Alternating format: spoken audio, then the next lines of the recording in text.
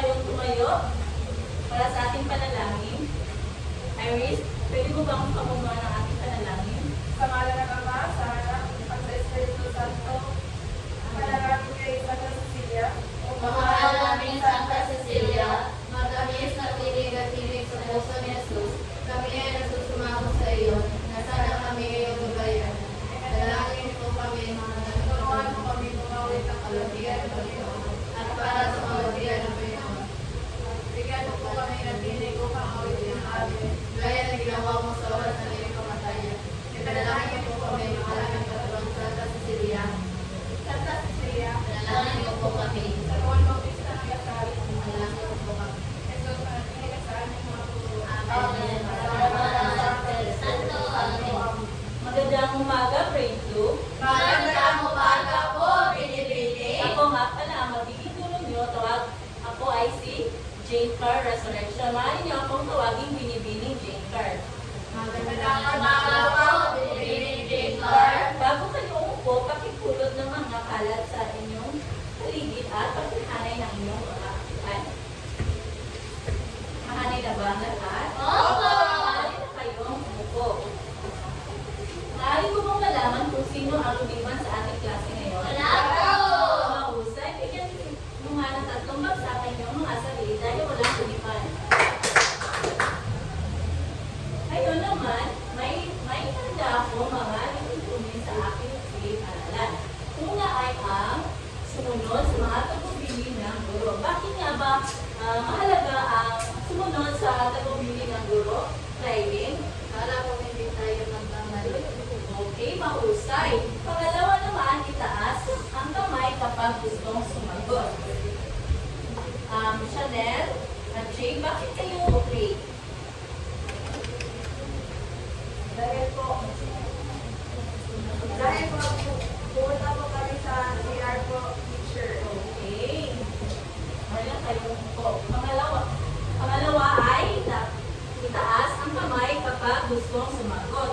Kapag kayo ay may katanungan o gusto nyo pumunta sa palikuran, itaas nyo lang ang kanang kamay. Pakita nyo nga kung paano nyo itaas ang inyong kanang kamay. Okay, mahusay. Pangatlo, gumamit ng magalang na pananalita. Gusto ko na huwag kayong magsalita ng mga masasama sa inyong mga kaklase dahil nakakasakit kayo ng damdamin. At panghuli naman linisin ang paligid at umupo ng maayos. Ipakita nyo nga kung paano kayo umupo ng maayos. Mahusay. At panghuli, ayusin ang gamit at huwag maingay. Gusto ko kapag ako ang nasa harapan at nagsasalita, huwag kayong maingay. Naintindihan niyo ba? Opo! Okay. Sino makapagsasabi kung ano ang tinalakay natin noong araw?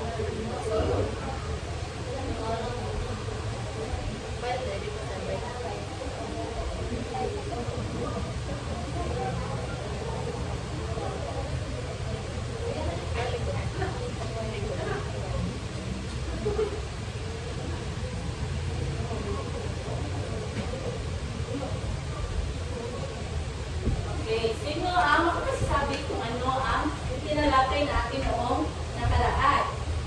Iris? Ang tinalakay po natin ay tungkol sa kabuhayan sa komunidad po. Ano nga ang mga kabuhayan ng komunidad? Tulad po na pagtitinda po, pagsasaka, at pag-inisda po. Mahusay, bigyan ng tatlong bagsak si Iris. Ngayon naman, may nahanda ako mga katanungan. Alam naman natin na may mga pangarap tayo sa mga ating hinaharap. Kaya nga tayo nag-aaral ng mabuti, di ba? Okay. Ikaw, Oros, ano ba ang iyong pangarap sa inyong hinaharap? Pangarap ko po makapagtrabaho. Anong profesyon? Teacher po, guro. Okay, bakit? Gusto ko po magturo ng mga bata po. Mahusay. Ikaw naman, Rylin.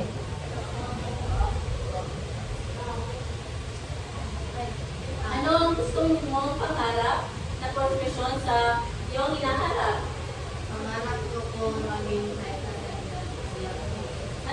gagawin mo kapag anong una mo gagawin kapag nakamit mo ang iyong pangarap? Siyempre po, susuportahan ng aking pamilya. Mahusay, bigyan ng tatlong bagsak si Rylin. Ikaw naman, Iris, anong pangarap ang gusto mo makamit? Ang pangarap ko po ay isang maging chef po. Mahusay, malulong ka mo magluto? Opo.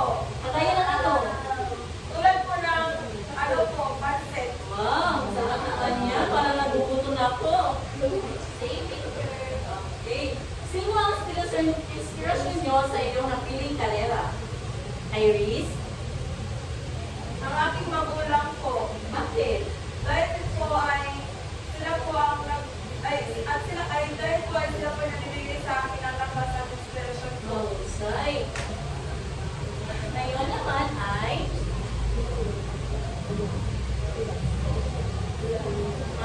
hinihanda ako larawan dito at gusto kong tutuin ninyo ito kung ano ang ginagawa ng nasa larawan.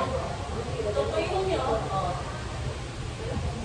Tingnan ang nasa script. Rylin. Ang unang larawan po ay may guro na nagtuturo sa mga bata. Saan mo na makikita ang guro na nagtuturo? Sa pangalalat po, Okay. Bigyan ng tatlong bagsak si Rylin. Kasunod naman, Dila Calzada. Meron po ang police pero meron po na huli ko.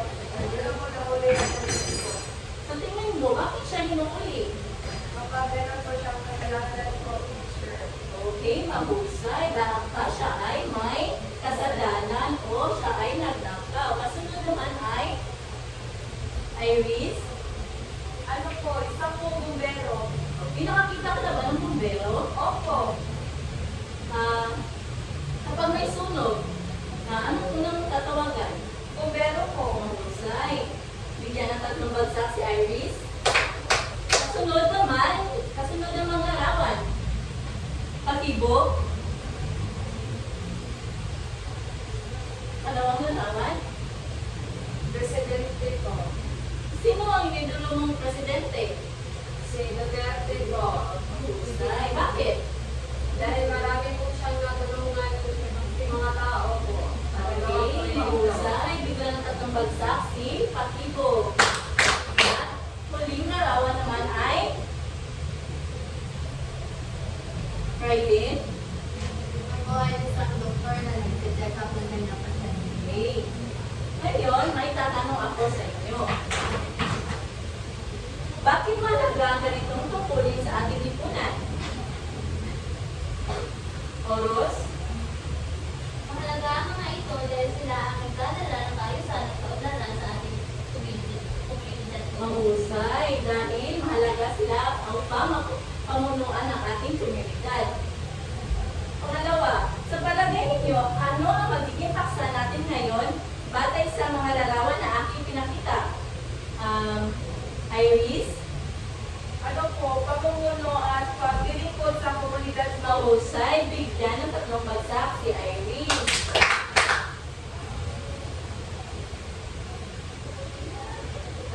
May inihanda akong layunin. Malaman natin mamaya kung ating ba ito napanangamit. Pakibasa nga.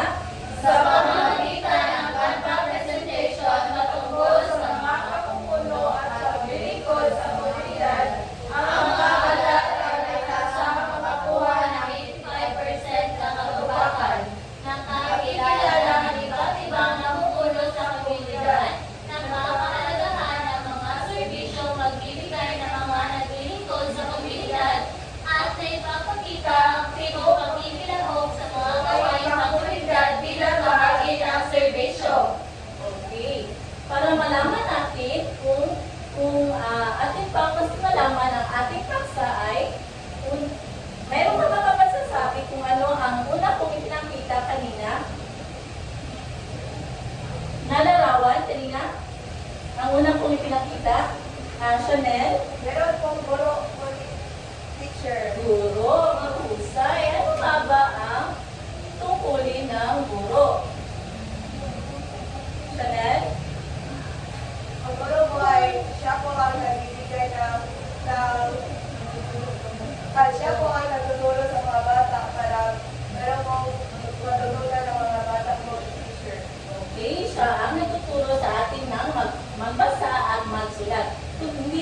mabasa at pagsulat, pwede na rin pagbibigay ng magandang asal. So, ang guro o teacher ay isang tao na nagbibigay ng edukasyon para sa mga mag-aaral. Ang gapain ng guro ay kadalasang formal at tumitira na isinasagawa sa isang paaralan o iba pang lugar ng edukasyong formal. Sino dito ang gusto paglaki, gusto maging guro? Chanel? Bakit?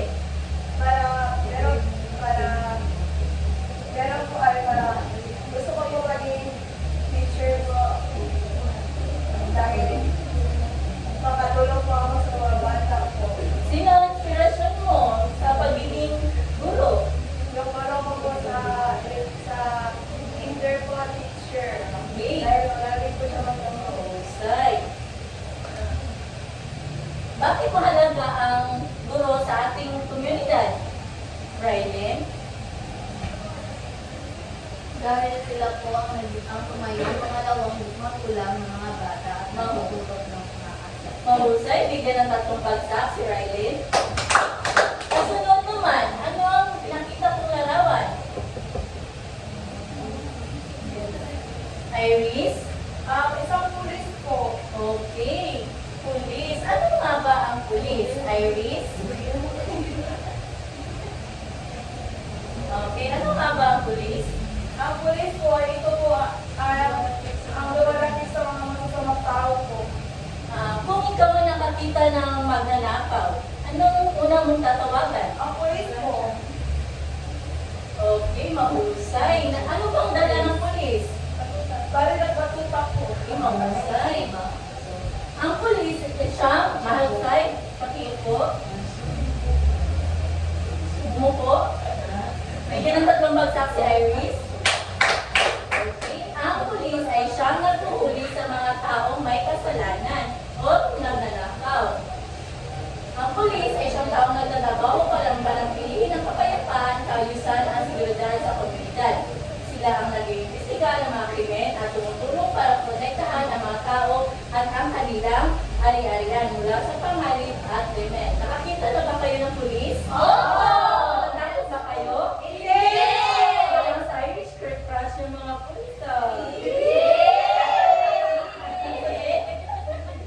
Okay. Sa pangatlo naman, ano yung pinakita kong larawan? Bombero. Okay. Ano ba ang tungkulin ng isang bombero? Pakibo? Ang tungkulin po ng bombero ay patayin po ang nagsulong na apoy o bakal. Okay. Bigyan natin ng bagsak si Pakibo. Kung may sunog sa inyong bahay o inyong kapitbahay, anong gagawin nyo? Anong muna yung tatawagan? Bombero!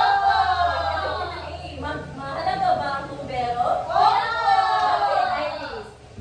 Dahil po, sila po ang tumutulong sa pagkakula po ng apoy. Okay, mahusay. Anong dala-dala nila? Tubig! Kapatiyan! Okay, mahusay. Mahalaga ba? Mahalaga ba ang bombero sa ating komunidad? Mahusay. Kasunod naman ay ano? Pinakita kong larawan kanina. Iris? Pinuno po o presidente. Tama, presidente. Ano nga ba ang presidente? Kantil? Arayle? Ito po ay ang namumuno sa ating komunidad. Okay. Sino ang paborito mong presidente? Si Marcos? Si Duterte. Oh, okay, si Duterte. Bakit naman? Dahil po marami ang salihan na tulungan. Ano, isa dahil marami siyang batas na ipinatupad sa ating bansa. Ang presidente ay ang pinakamataas na pinuno ng bansa. Siya ang taong namumuno at nagdesisyon para sa buong bansa upang maging maayos ang buhay ng mga tao. Para siya ang boss ng bansa na tumutulong sa pagpapatupad ng batas at pag-alaga sa mga mamayan. Mahalaga ba na may presidente tayo sa ating bansa? Opo! Bakit? Arayle?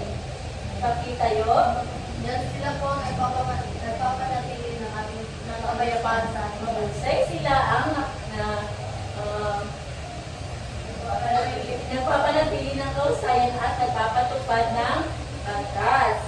Mahusay. Kasunod, ang panghuling larawan naman ng aking pinakita ay Iris? Doktor po. Doktor. Sa palagay mo, ano ang tungkulin ng doktor? Siya po ang tumutulong sa may sakit po. Okay, ano pa? At nagbibigay po ng gamot po.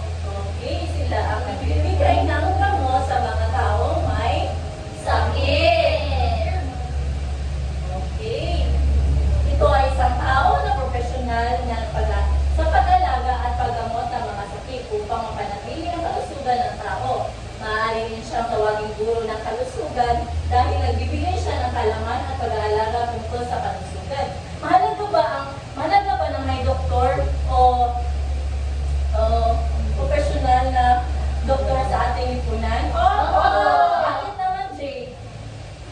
Jay?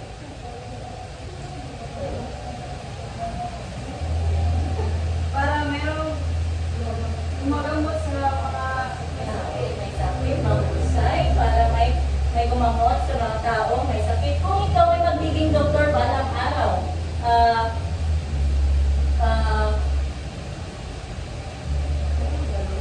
anong gagawin mo? Maaari ka ba magsilbisyo na walang anumang kapalit? O anumang oras? Oo, napakahusay naman. Bakit? Bakit Raylene? Hindi naman po ako magagandang dahil mahirap po kasi ang bibigyan niya.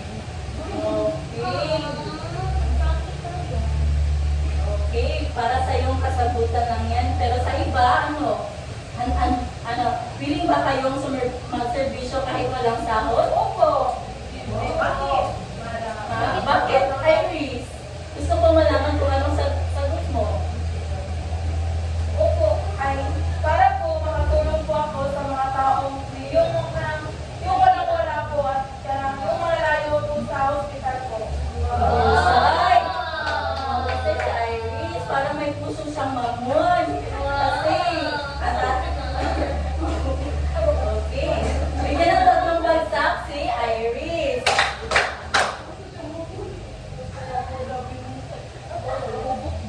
Okay. Ngayon naman, sino nga ang mga pinuno na ating tinalakay? At mga pinuno? Ano pa? Guro.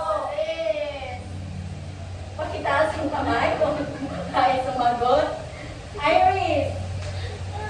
Pulis po. Okay, mahusay. Ano pa? Walo, bombero. Takibo, parang natutulala ka na naman dyan. Doktor po. Okay, very good. Ajay. Guro po. Okay. Ngayon, alam kong nakikinig kayong lahat, may katanungan ako. Ano ba ang nakuha ninyong aral sa ating tinalakay? Oros? Ang natutunan ko sa ating tinalakay ay ang magiging mabuting pinuno dahil ito ay nagpapakita ng magandang halimbawa ng lilingkod ng tapat sa mga tao sa paligid niya. Mahusay. Sila ay magiging tapat at mahusay sa kanilang serbisyo. So, ano bang aral ang natutunan niyo sa inyong sarili kapag kayo ay nagserbisyo? Sa inyong mga profesyon na nais yung makamit, ano yung matutunang aral?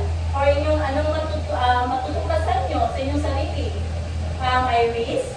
Matutusan ko po aral ay mahalaga po ang pagtulong sa mga tao na wala pong kapalit. Okay, mahusay. Bigyan na ng tatlong bagsak si Iris.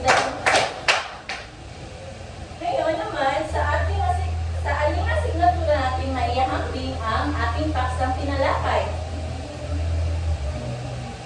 Oros? Yes, people, Bakit? ito po ay nagpapakita ng kabutihang asal po. Okay. Ng pagtulong. Mahusay. Bigyan ng tatlong bagsak si Oros. Sa anong Sicilian core values ang ating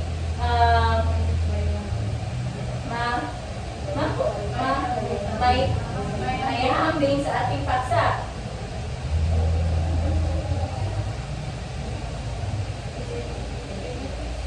Iris? Integrity po. Okay, mahusay, integrity. Ngayon, dumako tayo sa ating aplikasyon. Ito ay oral lamang. Gusto kong sagutin ito ng okay, oral. Oral.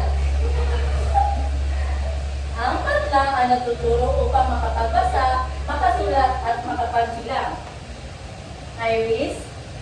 Guro po.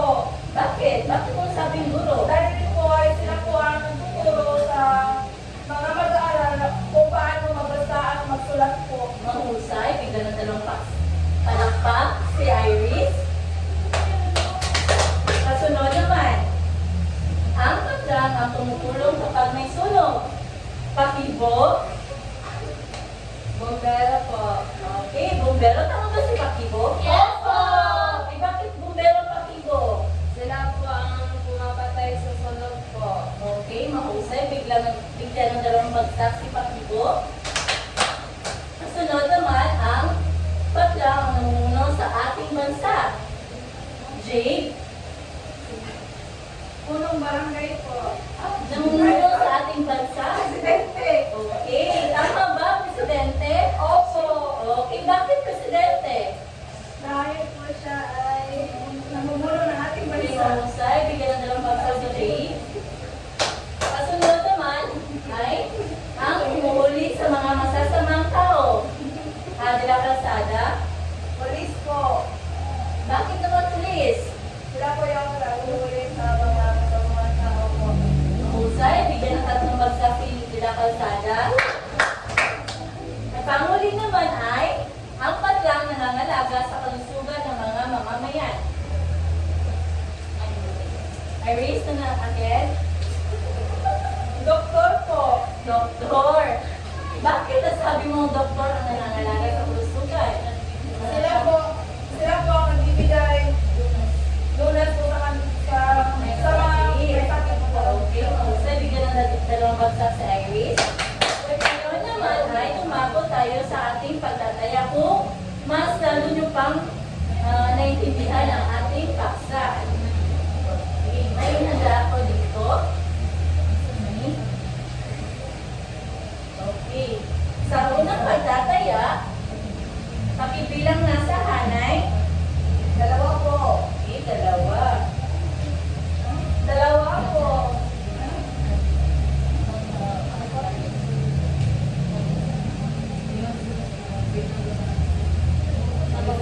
Okay. Pakinig, ano nga ulit ang ating pang-apat na alituntunin? Makinig. Ay, panglimang alituntunin? Ayun lang namin. Huwag maingay.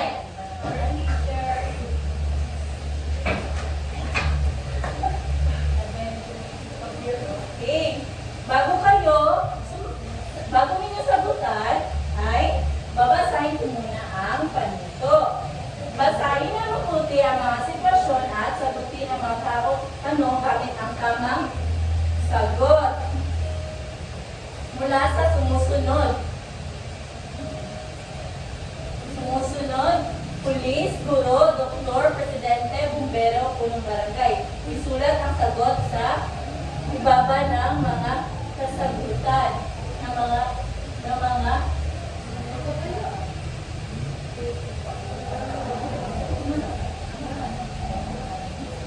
sa ibaba ng tanong. Bibigyan ko kayo ng 3 minuto. Naintindihan niyo ba? Maaari na kayo magsimula.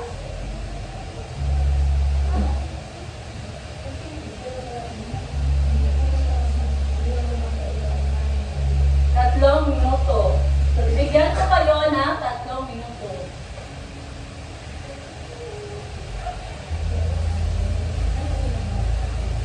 Tapos na ba kayo? Opo. Okay, papali sa inyong katabi para atin itong baskuhan. Tapos na ba kayo? Opo. Sino nakakuha ng 5 puntos? Okay, pakipasa sa harap.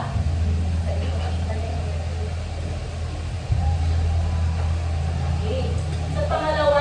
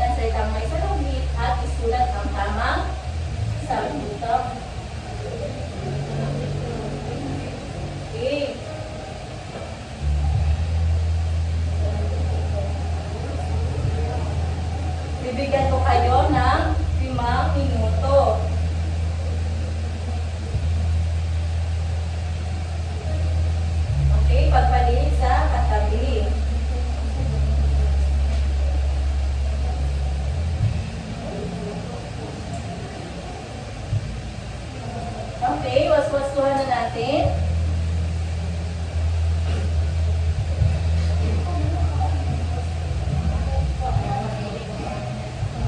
Okay, ako na lang wawasto ng ating ipasa sa harap.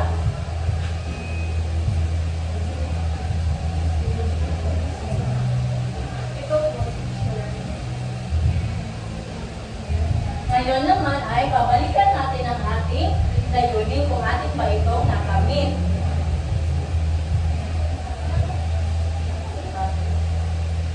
Gawin nyo lang ang thumbs up kung atin ba itong nakamit. Nakilala ba natin ang iba't ibang namumuno sa ating komunidad? Napapahalagan ba ang serbisyong na ibibigay ng mga naglilingkod sa komunidad? Okay. Naipapakita ba ang aktibong pakikilahok sa mga gawaing pangkomunidad bilang bahagi ng serbisyo? Okay. Ngayon naman ay pakikuha ng inyong kwaderno at isulat ang inyong takdang aralin. Pakikuha naman